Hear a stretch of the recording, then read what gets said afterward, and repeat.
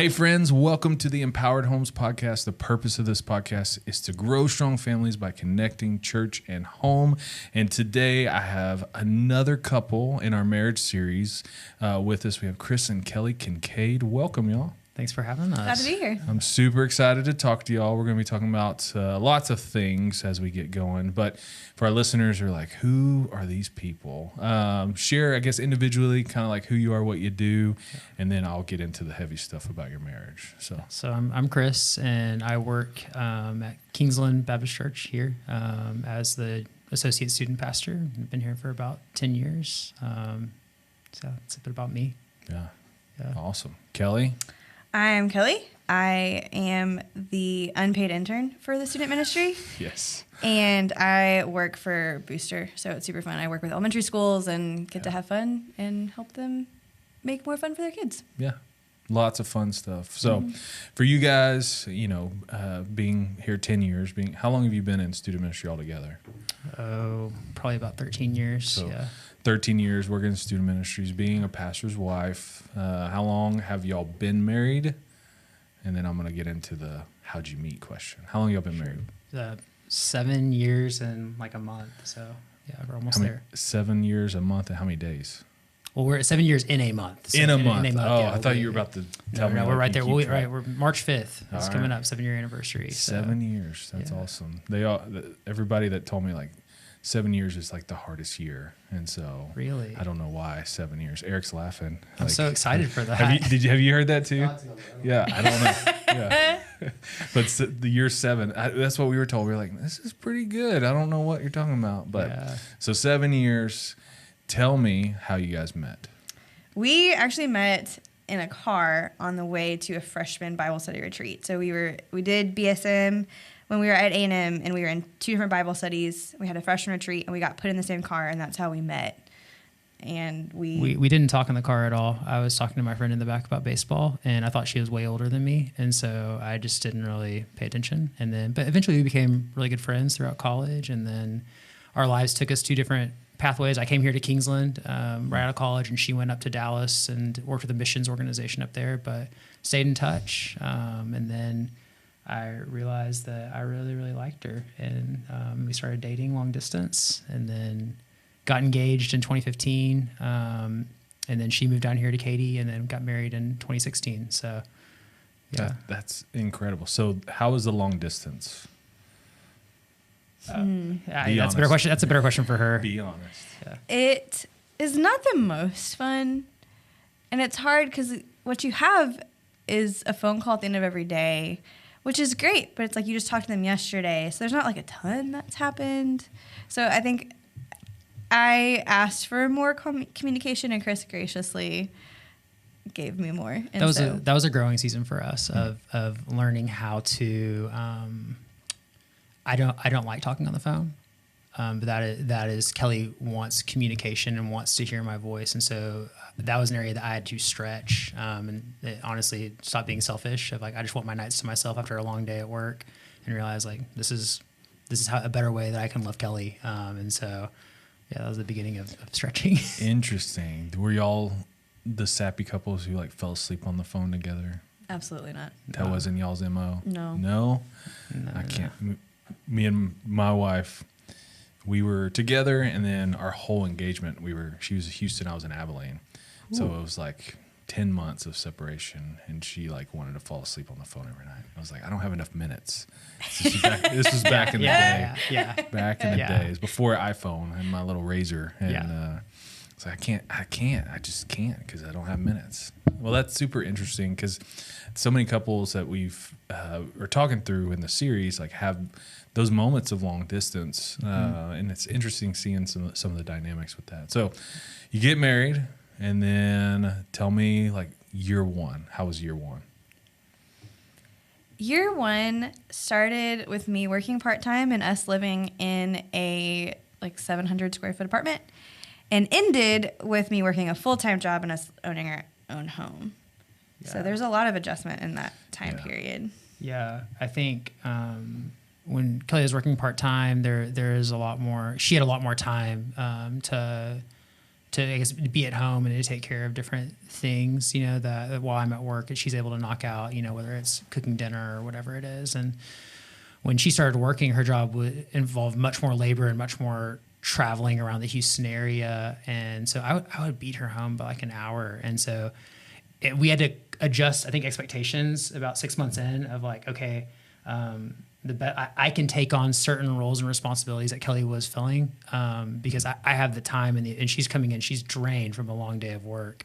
And I'm like, I beat her by an hour here. So I get to fill this role. Or I guess I could have looked at it too as like, well, she can still do this, but it's we were just adjusting a lot to just a different season. Just in year one, is just big adjustments. Yeah, and that's really what I want to talk to you guys, because you're in the middle of adjustments right now, Sure. and I think for every marriage we have to make adjustments, and so that's really why I wanted to talk with you guys, because not that we're all perfect at it, but you seem to be doing a good job with it, and wanted to pick your brain and kind of get some insights with like what is that adjustments look like. You know, how does pride play a part of that? How does conflict play a part of that? How does selflessness play in all of those things? And so as we jump into that topic, what would be maybe the biggest adjustment that you both had to sit down and go, hey, we've got to figure this out together, that you've had in your marriage the last 7 years? I think it would have to be when we had our first kid. Going from no kids to a kid, and I am able to work from home, but I've been working since he has been born, and so adjusting to all of that has been the biggest.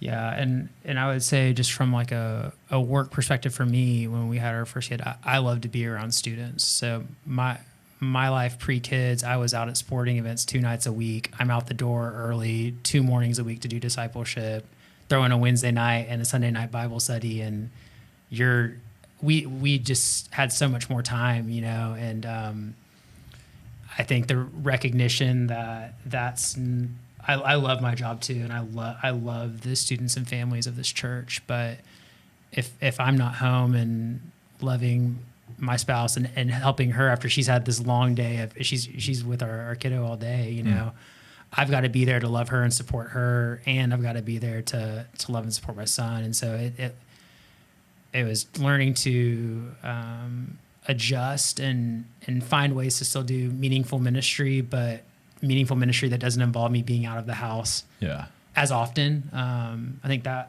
was a big challenge, and something we anticipated to beforehand. We had mentors and people tell us like, hey, you're going to have to figure out this, or it's going to eat away at your marriage and cause a lot of tension and conflict. Or it can cause that. Yeah. And both of you said it, time. Like, do y'all have any set rules, like as a couple, of like managing your time? Like, I know me and Jen early on, I was the same way. I was gone all the time. And finally, it was one of my buddies and mentors was like, you give your wife veto power of your calendar. Yeah. Do y'all have any set rules that you guys have come together? Like, when it comes to time, these are what we have for our marriage. No, we don't really have like set limits, but I think we are generally pretty good about being self-aware and like how much time is this going. He's done mostly it's him like doing a really good job of not being gone too much, but like still taking time to like have a really close buddy that he can be accountable with, and like going and seeing students. He'll just take our son with him, like our oldest son, and they can go, and whatever we can still do together, we still try to do together. Yeah. Communication's key. I mean, we're sitting down on, I say Sunday night, honestly, is our time where we are looking at the calendar and I'm asking the question of, hey, is it all right if I do this? Hey, do we want to do, because ministry for us is a family thing. We want our boys to love the church and love the students that we serve. I never want that to be a conflict of like, man, those kids, those 7th graders are taking away from my time with my dad. You know, like that is a family thing. And so, and meaning like we either involve the family in that, or if it's too much, like it's like, hey, like that's gonna be too much that day, then Kelley, you talked about veto power. Mm-hmm. Kelley has full veto power over my schedule, because that is priority. But it really takes communication. Like it is weekly and daily too. When something comes on my calendar that I see like, oh, this is gonna be after like my normal hours, then I've got to run this by her, or I don't want to catch her off guard, and throw off expectations at all. That's good. Yeah. So there's never a time where you're like, I'm doing this. I ain't telling Kelley. Like, No, that would be foolish. why would that be foolish? What would happen? Oh man. I see what Kelley does on a daily basis, and I'm constantly in awe of her. The way that she selflessly loves our boys and cares for them. What runs through my mind is, why would I do that to her? Yeah. She doesn't deserve that. She deserves my best. And so, sorry, I'm getting a little teary-eyed right now, but it's just true. She deserves my best. And I honestly, I try to enter into that too, because I want to see what she's doing. And so I know so many dads that they pawn off babysitting or whatever they call it. I want to be like in March, she's leaving for a few nights. So I'm going to be with a 4-month-old at that time and a 3-year-old. We'll see if I survive, but I want to try because that's going to give me such good insight and appreciation as to what is going on on a daily basis in our house as a stay-at-home working mom. Like, I will learn so much. And so I guess for me, I see what she does and I appreciate what she does. And so I can't do that. I just don't feel like I can. Yeah. And what I heard you say was you recognize and appreciate her to not do that to her. Yes. And that is selfless. Yeah. Because I see with so many guys that I talk with, and they say the phrase, well, I mean, I'm working hard. I'm providing. I deserve to do this thing or whatever. And what we've talked in previous episodes is we don't keep score in marriage. Right. Is that something that y'all talk about? Do y'all keep score? Is there, hey, if you go out with, on this event, you're going, hey, I got to plan something with my boys. Like, what does that look like for keeping score in y'all's marriage? I think that it's been a constant dying to self for both of us. And I would be lying if there weren't moments of selfishness, of like coming home and saying like, well, I worked hard today, so I deserve to disconnect and sit on my phone, or I deserve these. There are those little moments, of that. But I also think that we both see the sacrifices that we both make, and that's a beautiful picture of love, I think, for one another. And so like her watching the boys on a Monday night so that I can go be discipled and have mentorship. Like I want to do the same for her. Like whatever she needs, it's this give and take of what is needed for each of us, just for our own spiritual health, our emotional health, and then just working together to achieve that, and then having our time together too as a couple, but I think it's just a give and take constantly. We're like, okay, like it's not about keeping score. It's just about what helps our marriage thrive and how can we love one another better. Kelley, there's no keeping score with you? I mean, sometimes it's easy to like, well, I've been here all day. Yeah. And she has too, so it's fair. Yeah. But I mean, more often than not, he's the one encouraging me to like go out with other women. So it's not like I'm bitter and like I can't go and do things as he is. I'm just like, well, I'm doing all these other things. He's like, well, why don't you go and like do this other thing? Or like, don't you want to meet up with so-and-so? And so he does a good job of like encouraging me to remember to like do something other than work and kids. Yeah. And so I think he does a good job. And so that makes it a lot easier for me because I know he doesn't ask for too much, where it's like a constant, like, he's gone again. And he does a good job of like reminding me like it's okay for me to go and do those things too. Like I don't have to feel guilty about leaving. Not because I don't trust him, but it's just like it's my job, like it's my role. And so he does a good job of encouraging me to go out and have fun, but also being in it with me and taking, when I've been with the 3-year-old all day, taking him upstairs to go run and play, or like on Fridays he'll go and take him play disc golf so I can do something fun with our littlest, or I can just get some work done or like do whatever. And so it's hard to keep score when it doesn't feel like when it feels like everything's equal. Yeah. What I hear is you don't feel slighted, or you don't feel like one person's abusing the situation or the other. You're a team, and that's what marriage is. Yeah. It's working together. Especially a lot of our listeners have young kids, just like you guys, and so they may be sitting here going, "How do you do that? How do you have open communication?" Because I feel like I'm constantly getting run over, or I feel like I'm constantly like wanting to have my me time or whatever, and so that's a reality for both of y'all in this adjustment in the season that you have. But the next question, like, y'all just had another kid.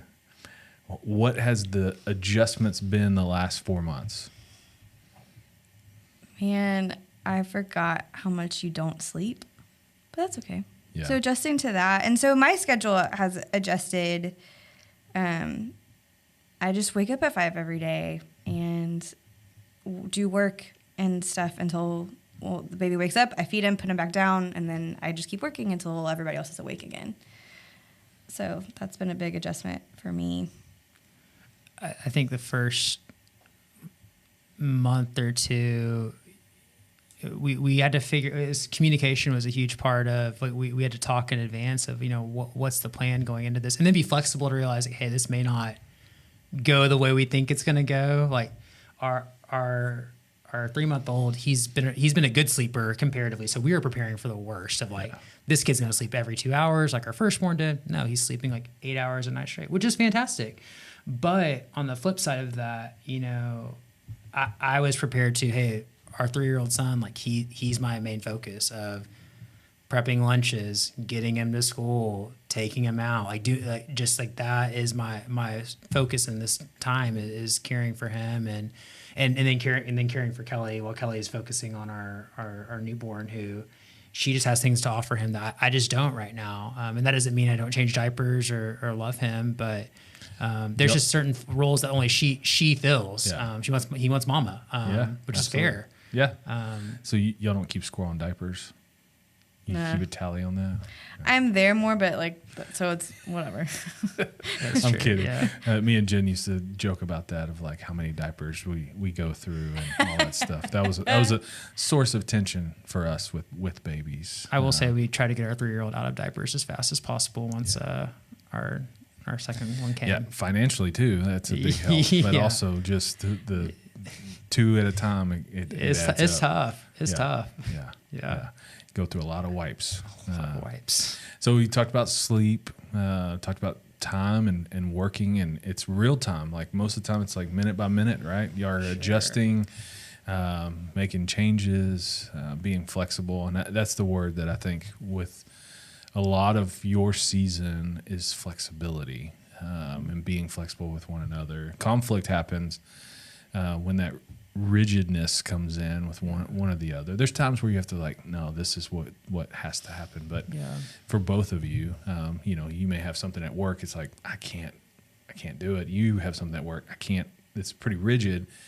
But for the most part, it sounds like you guys are pretty flexible with each other. Well, and it takes assuming the best of one another and realizing that there's, at least I don't think with us, there's no malicious intent if something doesn't get done. So you just have to adjust expectations constantly and realize hey, right, there are some days where our house is a train wreck and it just is what it is. We can't, that's no one's fault, It's not like Kelley is doing nothing or I'm doing nothing. It's just life is crazy right now and we have to look at it and really you just got to laugh. You just got to walk in the door and I don't like the house being a train wreck. We don't enjoy that, but it's kind of it's a 3-year-old and a 3-month-old, and it's going to be this way for a while. And what are you going to do? We could get mad at each other or frustrated, but there's what good is that going to do? And I don't think that I don't have malicious intent or Kelley in anything. And that goes for any. Let's talk about just cleaning the house, but there's so many different things that you look at, and there's just, if we assume the worst of one another or think oh, well, they just didn't do it because of... Yeah, exactly. And I'm you have to think about the situation and what's been going on. Assume the best of them in the situation and then talk it out too. You do have to talk out your conflict or hey, this is bothering me. Let's talk through it. And so it's all about communication. Yeah, communicate. I mean, that's when it comes to adjustments, the communication is key, and that's where I see a lot of breakdown happening in marriages, is when that communication isn't there. There's fear. There's all kinds of other insecurities and stuff. Where just so grateful for your transparency when it comes to time, when it comes to communication and flexibility.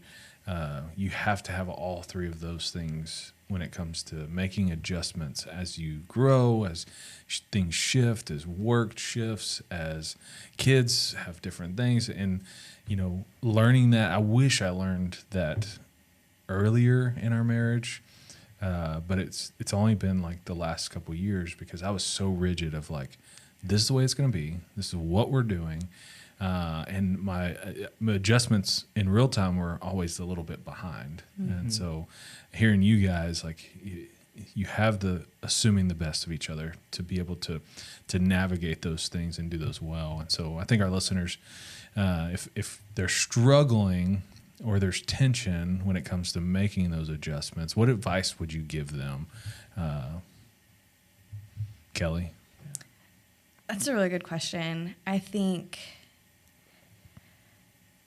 one of the best things that I can do whenever I find myself like wanting to be selfish or starting to keep score in my mind is just remind myself, okay, yeah, but Chris did all of the meal prepping, and he does the grocery shopping, and he takes Caleb, and like I don't have to worry about the trash, and like just reminding myself like what are the things that he does, what are the things that he does well. So it makes like I don't know what the bills are. He takes care of all of that. Like I don't have to think about that. And so I think reminding myself that like I'm not. It's easy to get in the mindset of you see what you see, and so I do what I do, and he's not here, but he's doing things that I don't see, that I don't think about. Wow. And so reminding myself that we are a team, and so there are things that he does that I don't do, and that's great. But also, I think it's easy because he works in ministry, and so his job is eternal.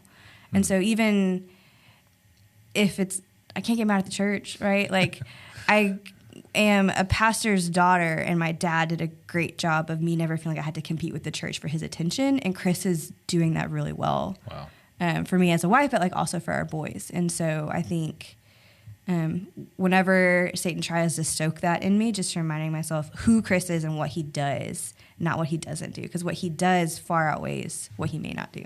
Dang. Okay, we can pray and end on that. That's powerful. Yeah, that's so good. Chris, what advice would you give? Nothing that we're doing right now is like we learned a lot of this, and so I would encourage couples to seek out people who are further along than them and ask questions. And there's no shame in that, because we didn't know what to do when we were first married. We had no idea, and like I don't know what we would have done without our marriage mentors or without people who like had gone through that season before. I don't know what I would have done without my boss, Joe Landy, who he'd walked through having kids before, and like I'm asking him questions, and I don't know what I'm doing, and like I'm lost. And then kid number 2 comes, and we're asking families around us who've just invested into us, and we're like, are we crazy right now for feeling like we're just like barely staying alive this first month? We feel like we're drowning, and just having the people around us, one, who are pouring in godly wisdom to us and saying, hey, it's okay for you to feel overwhelmed. Hey, it's okay for you to struggle. But here's what got me through this, and we're in your corner, and we're with you in this. And we would be lost without the village that's around us, that's keeping us afloat and showing us how to do this. Like they're teaching us, they're discipling us, whether they know it or not. So it's not like we just like figured it all out and like it was good. We really had no clue what we were doing, a lot of it. Yeah, you guys are so humble to be able to ask for that help, but also receive it and learn from it and grow from it. And you're going to do the same for those behind you. And you're doing it for our listeners right now. So thank you all for your wisdom on adjustments. And I know your boys are just going to reap the benefit and the rewards as they get older of your flexibility, of your communication skills to one another. And ultimately, when it comes down to it, what I see between the two of you is just a heart connection for each other. You are for each other. Kelley, you're for Chris. Chris, you're for Kelley. Like you're each other's champions, and I can hear it just in this conversation. And so adjustments are going to happen. That's part of marriage. And so for our listeners, they just were blessed to hear how you handle adjustments, but also just your humility to be able to take wisdom and discernment from other people. It's a powerful thing. So thank you all for sharing about adjustments. Before we close, I've been doing this with all the couples. I've got 3 questions just so that our listeners can kind of get to know you a little bit better. You don't know these questions, do you? No, you hadn't heard them, hadn't seen them. So they may be awkward. This is a PG radio broadcast. I don't know what this is, Eric. What are we doing? Podcast. Yeah, this is a PG podcast. So the first question that I have, both of you, Chris, we'll start with you. Okay. Okay. What is something your spouse wears that you absolutely love? She has these dresses. You like dresses a lot. Like that's like her thing. And she just looks cute in them. I don't know. They're like different colors too. I feel like you have like a maroon one, you have a blue one. I don't really know. That's such a bad description. I'm such a dude. But she just looks cute in them, you know? And I'm like, that's a great look for you. And so she always asks me for shoe advice. And I legit like have no opinions on shoes really. Yeah. And so I'm not very helpful there, but I can look at a dress. That's a good dress right there. You should wear that. So nice. So cute. Mm-hmm. That wasn't a great answer, but no, it's a perfect answer. Good job. Kelley, what's something Chris wears that you absolutely love? He can wear the heck out of a suit.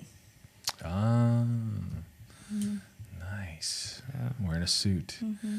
So, Chris, do you own a suit? I officiated like I think 6 or 7 weddings in a year. Yeah.